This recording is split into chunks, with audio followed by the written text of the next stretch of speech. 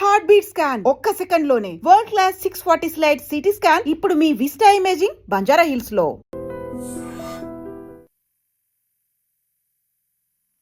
నమస్తే, welcome to I dream talking point with కవిత.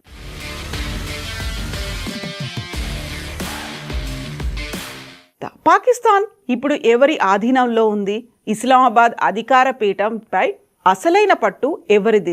ఈ బోల్డ్ అన్ని క్వశ్చన్స్ ఉంటాయి. ఎందుకంటే ప్రజాస్వామ్యబద్ధంగా ఎన్నికైనటువంటి ప్రధానమంత్రి ఉంటారా, లేకుంటే ఆర్మీ చేతుల్లో పాకిస్తాన్ ఉందా అనేది. అదే క్వశ్చన్కి ఆన్సర్ ఇప్పుడు డొనాల్డ్ ట్రంప్ ఇచ్చినట్టుగా అనిపిస్తోంది. ఇస్లామాబాద్ అధికారం పీఠంపై అసలైన పట్టు ఎవరిది అన్నటువంటి దశాబ్దాల నాటి ప్రశ్నకు అమెరికా అధ్యక్షుడు డొనాల్డ్ ట్రంప్ తన సోషల్ మీడియా పోస్ట్తో అనుకోకుండానే సమాధానం ఇచ్చారు.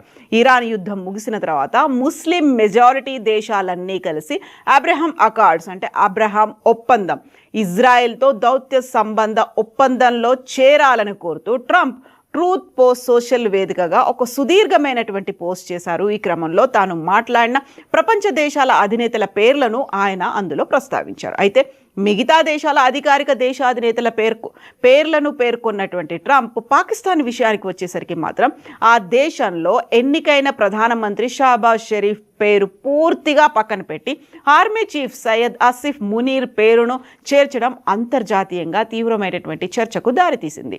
సౌదీ అరేబియా యువరాజు మహమ్మద్ బిన్ సల్మాన్, యుఏఈ అధ్యక్షుడు మహమ్మద్ బిన్ జాయద్, టర్కీ అధ్యక్షుడు ఎర్డోగాన్, ఈజిప్ట్ అధ్యక్షుడు అబ్దెల్ ఫత్వా అల్ సిసీల పేర్లు వారి అధికారిక హోదాలతో సహా ప్రస్తావించినటువంటి ట్రంప్ పాక్ ప్రధానిని మాత్రం విస్మరించారు.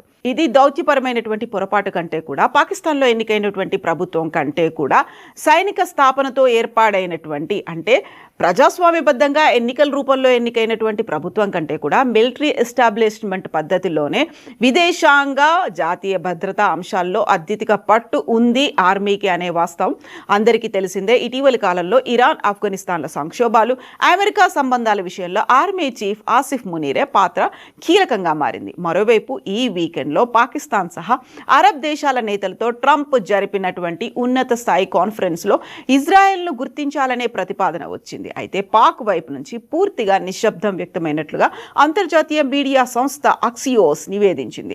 పాలస్తీనా స్వతంత్ర దేశంతో కాకుండా ఇజ్రాయెల్తో సంబంధాలు పెట్టుకుంటే పాకిస్తాన్ తీవ్రమైనటువంటి అంతర్గత రాజకీయ సంక్షోభానికి ప్రజాగ్రహం వ్యక్తమయ్యే ప్రమాదం ఉంది. ఇటువంటి పరిస్థితుల్లో ఇరుక్కుపోకుండా ఇస్లామాబాద్ అటు ట్రంప్ ప్రతిపాదనను తీవ్రంగా తిరస్కరించి అమెరికాతో ఆర్థిక దౌత్య సంబంధాలను చెడగొట్టుకోలేదు. ఎట్ ద సేమ్ టైం ఇజ్రాయెల్ను గుర్తించి దేశంలో అలజడి సృష్టించుకోలేక తీవ్ర ఇరకాటంలో పడిపోయింది పాకిస్తాన్.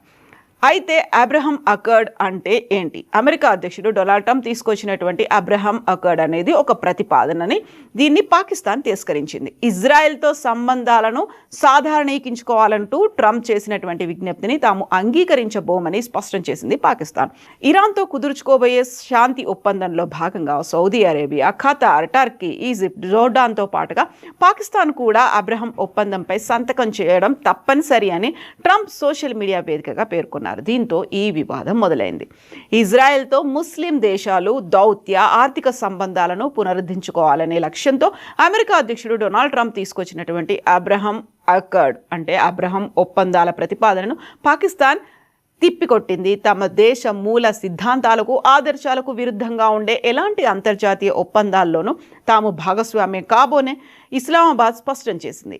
అమెరికా మధ్యవర్తిత్వంతో ఇరాన్ చర్చలు ఒక కొలిక్కి వస్తున్నాయని, ఈ చారిత్రాత్మక ప్రాంతీయ శాంతి ఒప్పందంలో భాగం కావాలంటే సౌదీ అరేబియా, ఖతార్, టర్కీలతో పాటు పాకిస్తాన్ కూడా ఇజ్రాయెల్తో చేతులు కలపడం తప్పనిసరి అని ట్రంప్ తన ట్రూత్ సోషల్ పోస్ట్లో పేర్కొన్న నేపథ్యంలో పాక్ రక్షణ మంత్రి ఈ ఘాటు కౌంటర్ ఇచ్చారు.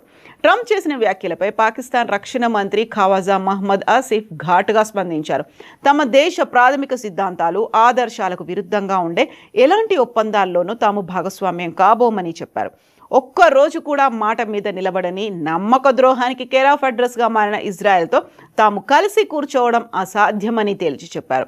తమ దేశ అధికారిక విధానం ప్రకారం ఇజ్రాయెల్ను ఒక దేశంగా గుర్తించే ప్రసక్తే లేదని వ్యాఖ్యానించారు.